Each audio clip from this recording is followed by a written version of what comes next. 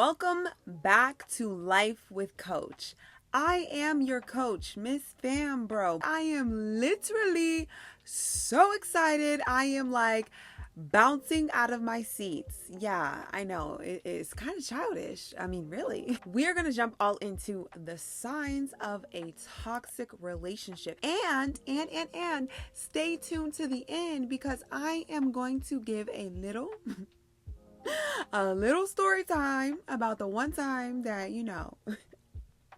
I was toxic. Sign number 1. Okay, these are in no particular order. I'm just going to run down the signs. And the first one, if you don't have any boundaries, if a person lacks boundaries, best believe that they're not going to respect any boundaries that you have.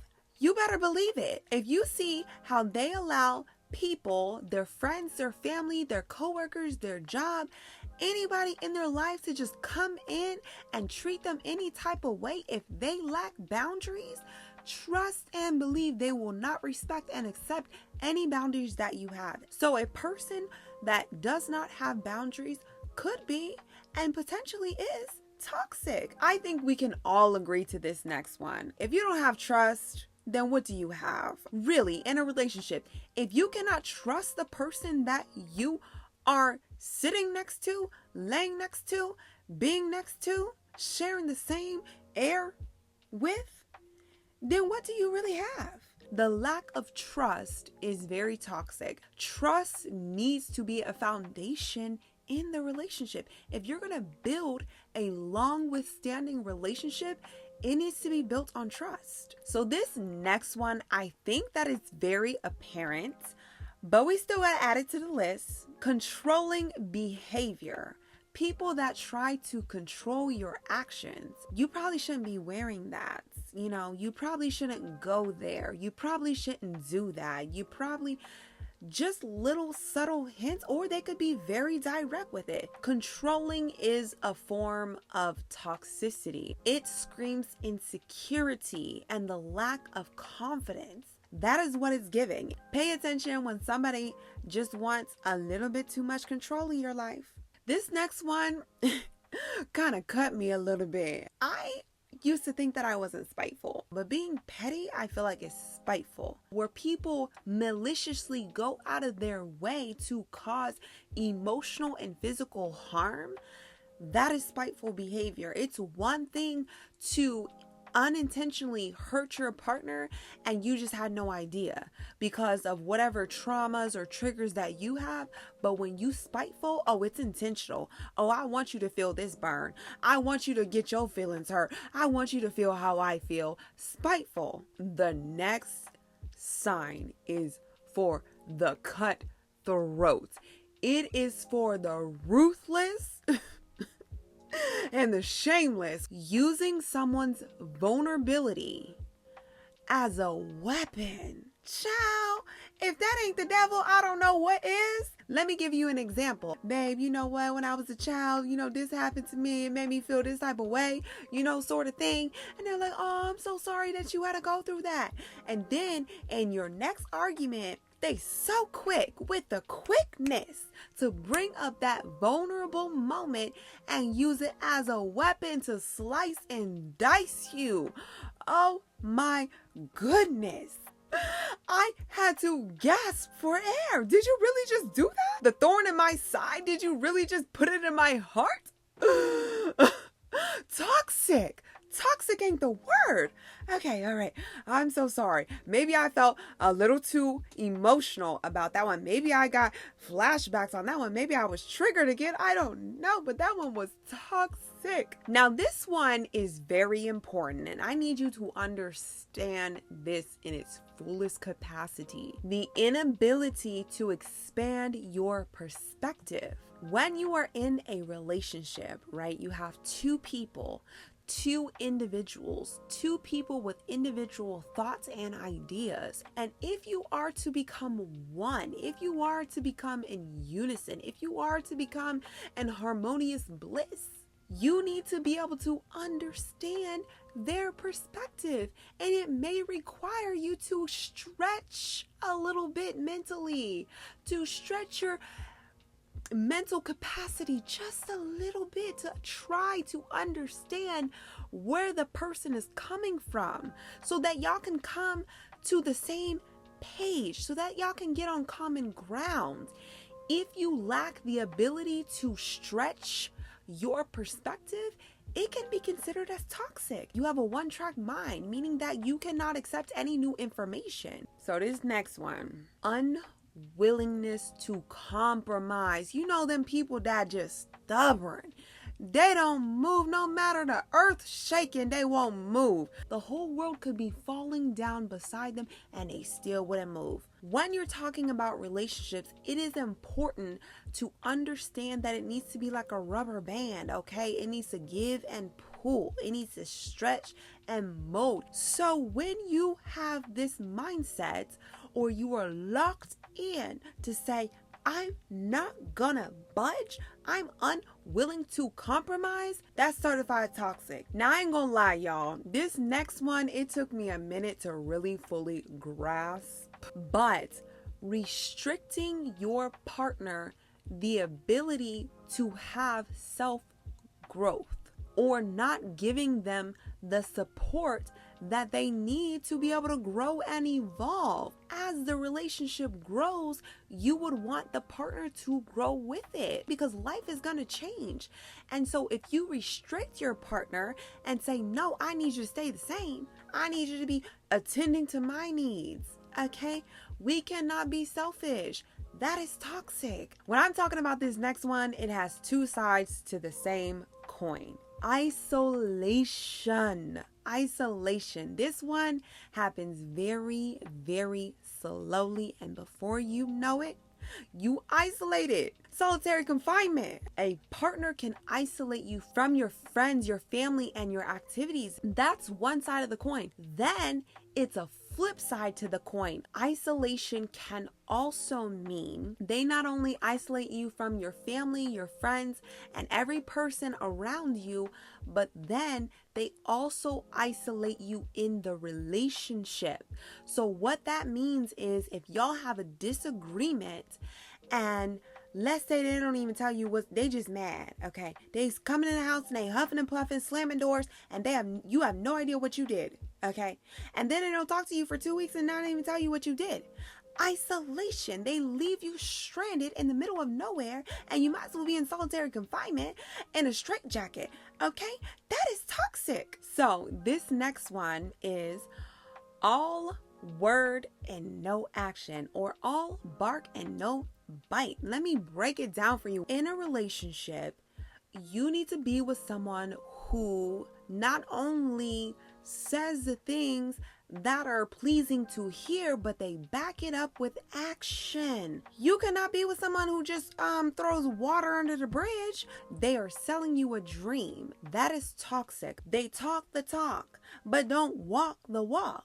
See, you need to be in a relationship with someone that when they say that they love you, when they say that they are committed to you, when they say that they are exclusive to you, it is good as gold, because they are committed not only to you, but to their word. You need to be able to hang your hat on what they are telling you, because it is backed up with action. If not, it is toxic. The next one, I feel like it's so basic.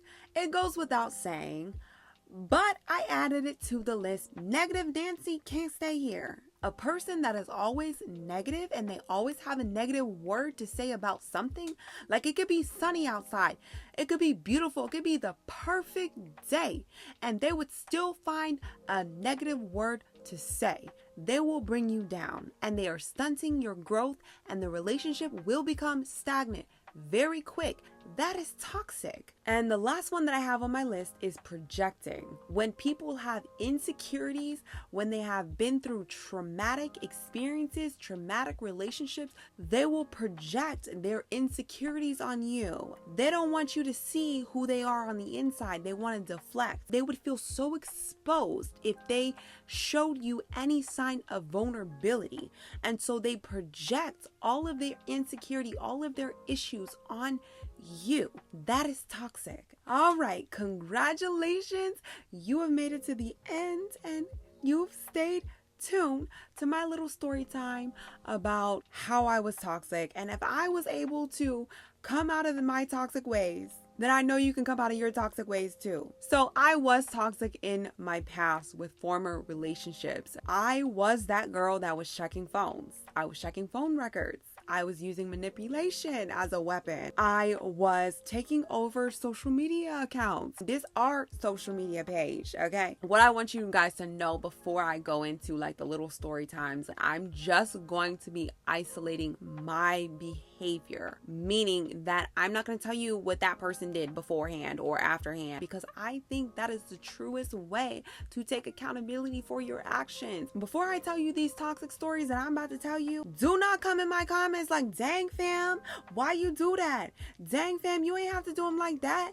Dang fam, I don't trust you. Do not use my vulnerability as a weapon against me because you toxic. So you know when you with your partner and there's little things that you do to brighten up that person's day, to let them know that you are thinking about them. So there's this one time I was in a relationship and my partner, he just absolutely loved Reese cups. I mean, he had a session with Reese cups. I'm surprised his teeth didn't fall out with how many Reese cups he used to eat. I also like Reese cups, okay? Not as much as he does, but I also am a huge fan of Reese cups. So whenever we would get into like we wasn't speaking to each other, I would get off work and I would buy me a Reese cup.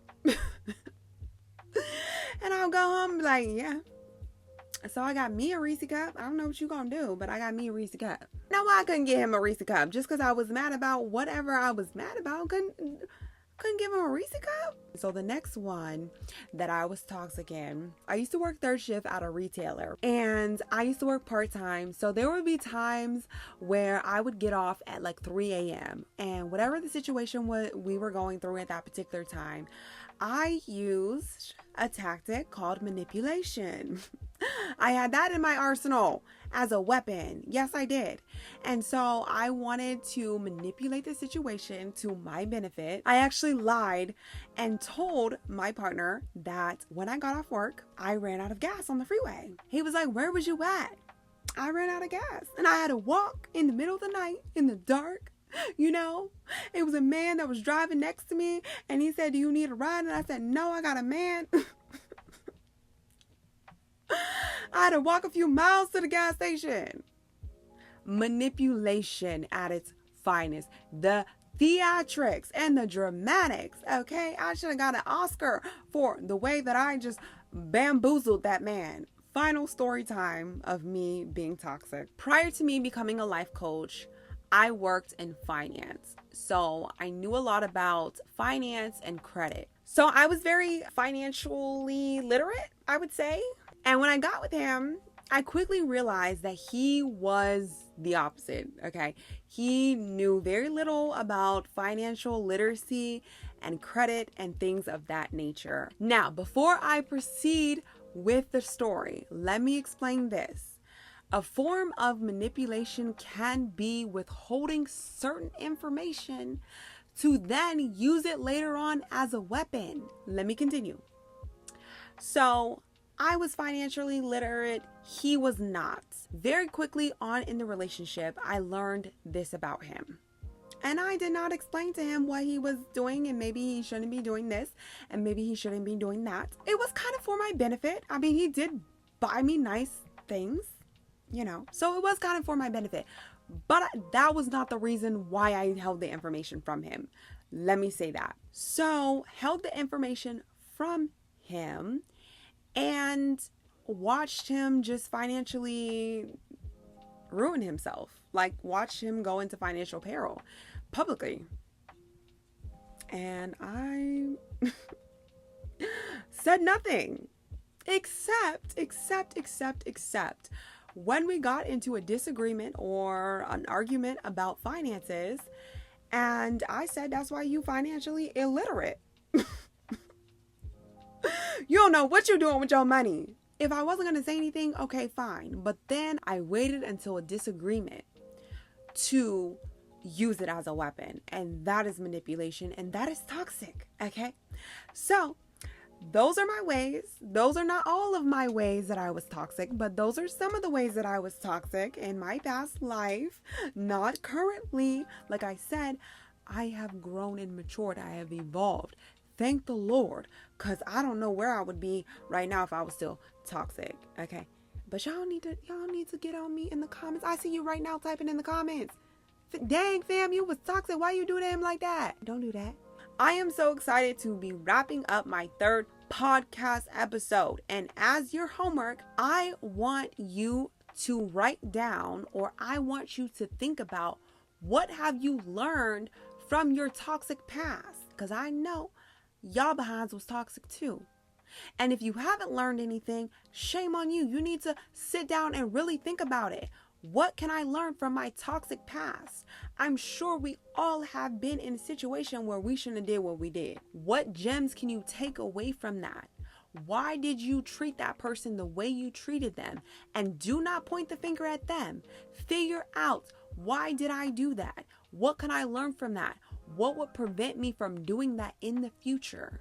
Once you have completed your homework, or if you have any toxic signs that you feel like you want to add to this list, then you can reach out to me directly. I'm on Instagram, I'm on TikTok at ms_fambro. DM me directly, or you can find me on YouTube. Anyway, chat, I gotta go. It's hot in the studio. Y'all know how it go. Thank you so much for listening and tuning in to Life with Coach. I am your coach, Miss Fam. But you can call me Fam though, because we family now. So you might as well go ahead and get used to that. All right? Thank you so much. Bye.